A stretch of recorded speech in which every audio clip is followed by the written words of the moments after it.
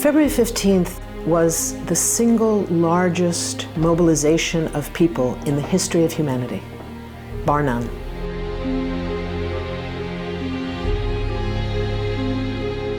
It was the biggest demonstration coordinated in the history of the whole earth. Well, I've never attended anything like that demonstration in my life anywhere, because there was no such demonstration before. It was tremendously moving to be there.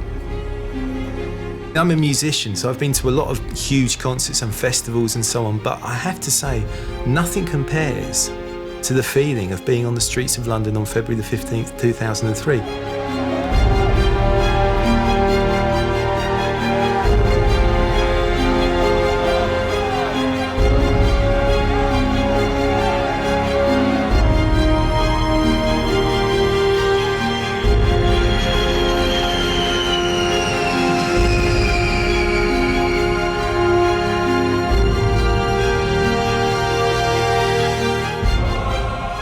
All ages, all ethnicities, people from all over England. You know, that was one of the amazing things.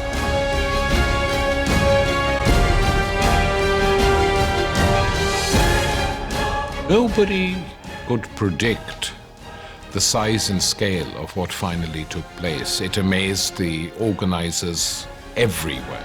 I mean, usually demos on the left, you get a handful of people there and you're huddling together for warmth, whereas this was just extraordinary. It just went on and on. The first global demonstration, and its first cause is to prevent a war against Iraq.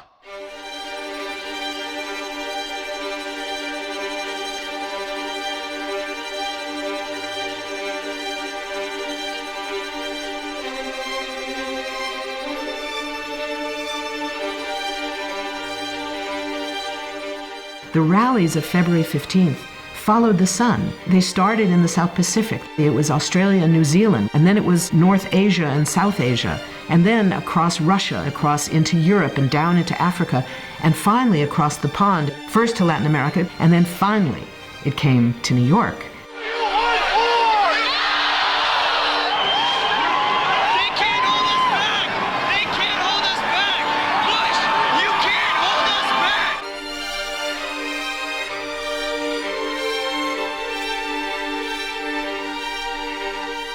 There is no event in the history of the last 2 centuries where so many people gathered to try and stop a war from taking place. I don't know how many people spoke that day, huge numbers, but some of them had an incredible impact. We stand here because our right to dissent and our right to be participants in a true democracy has been hijacked. I remember the great activist actor Danny Glover, who said, "We stand here on this threshold of history, and we say to the world, not in our names, not in our names. Not in our name." And I remember the crowd picked it up, and it was echoing.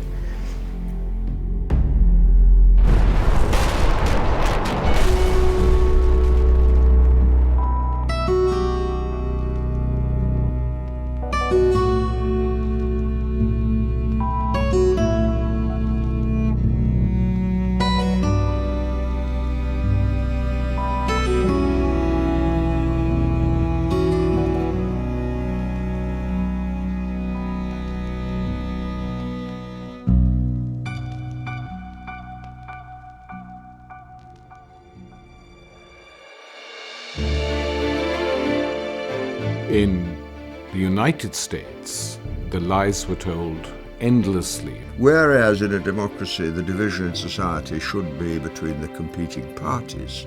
Today, all over the world, the division is between the establishment, the political establishment, including the media, and everybody else. There were some New York Times reporters, USA Today, other national mainstream newspaper reporters who did some very positive, very good articles on the peace movement, including interviews with me that were on the front page of the New York Times. And I heard from them later, these reporters, that their editors told them, dig up some dirt on the peace movement. You know, enough with these positive articles. All of a sudden, U.S. power faced a strategic challenge.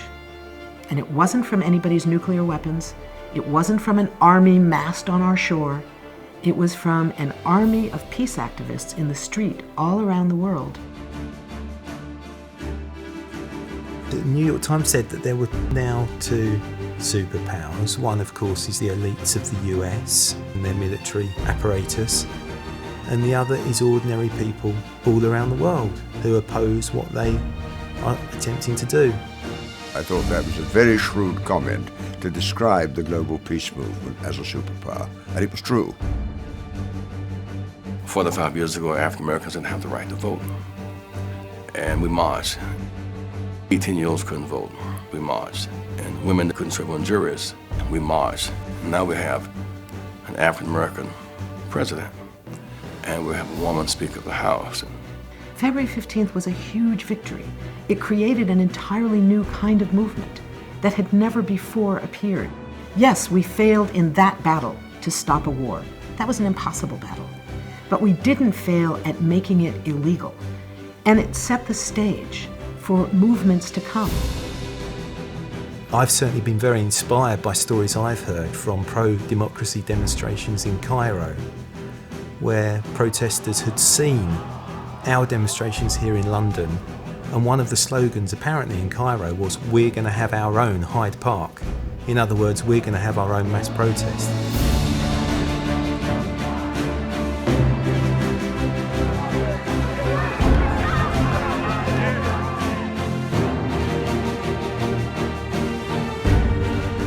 Democratic question, the question of whether the people have any power and any control over those who govern them, is back on the agenda everywhere.